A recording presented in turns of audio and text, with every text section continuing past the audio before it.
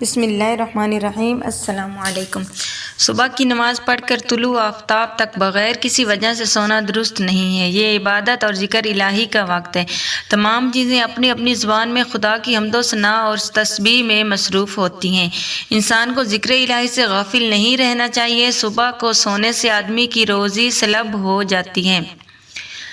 نبی کریم صلی اللہ علیہ وآلہ وسلم فرماتے ہیں کہ نوم الصبح یمنع الرزق، صبح کا سونا روزی سے محروم کر دیتا ہے۔ حضرت فاطمہ رضی اللہ تعالیٰ عنہ روایت کرتی ہیں کہ میں صبح کو سوئی ہوئی تھی، رسول اللہ صلی اللہ علیہ وآلہ وسلم میرے پاس سے گزرے تو آپ صلی اللہ علیہ وآلہ وسلم نے پاؤں سے مجھے ہلا کر فرمایا، اے میری پیاری بچی کھڑی ہو جا، پروردگار کی روزی کے پاس حاضر ہو، غافلین میں سے مت بنو۔ اللہ تعالیٰ صبح صادق اور آفتاب نکلنے کے درمیان لوگوں کی روزیاں تقسیم کرتا ہے۔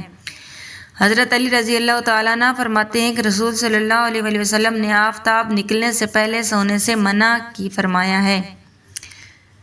لہٰذا صبح کی نماز کے بعد ذکر الہی، تلاوت قرآن مجید اور وظائف میں مشغول رہنا چاہیے۔ اللہ تعالیٰ ہم سب کو نیک عمل کی توفیق مرحمت فرمائے۔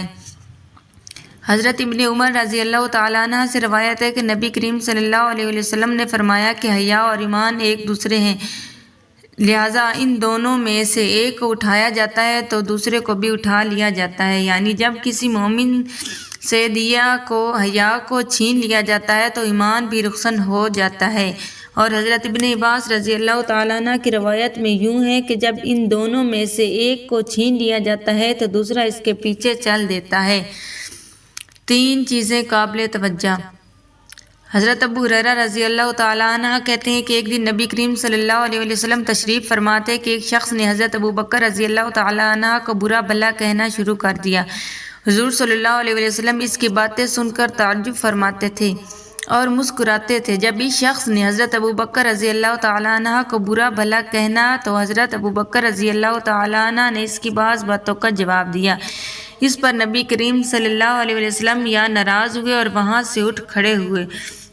حضور صلی اللہ علیہ وسلم کے پیچھے پیچھے حضرت ابو بکر صدیق رضی اللہ تعالیٰ عنہ بھی گئے اور خدمت اقدس میں حاضر ہو گئے۔ یا رسول اللہ، جب وہ شخص مجھ کو برا بھلا کہہ رہا تھا تو آپ وہاں بیٹھے رہے، لیکن میں نے جب اس کی بعض باتوں کا جواب دیا تو آپ ناراض ہو گئے اور وہاں سے اٹھ کھڑے ہوئے، اس میں کیا حکمت تھی؟ حضور صلی اللہ علیہ وسلم نے فرمایا کہ تمہارے ساتھ ایک فرشتہ تھا جو تمہاری طرف سے اس کو جواب دے رہا تھا، مگر جب تم نے خود جواب دیا تو شیطان درمیان میں کود پڑا، اس لیے میں وہاں سے کھڑا ہو گیا۔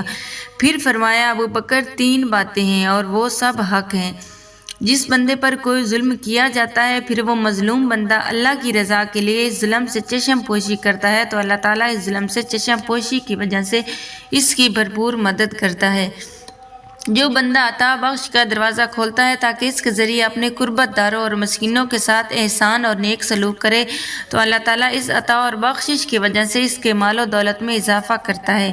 اور جو شخص سوال و گدائی کا دروازہ کھولتا ہے تاکہ اس کے ذریعے سے اپنی دولت کو بڑھائے تو اللہ تعالیٰ اس کی گدائی کی وجہ سے اس کے مال و دولت کو کم کر دیتا ہے۔ والسلام۔ اگر ویڈیو اچھی لگے تو لائک اور شیئر کر دیں۔ شکریہ۔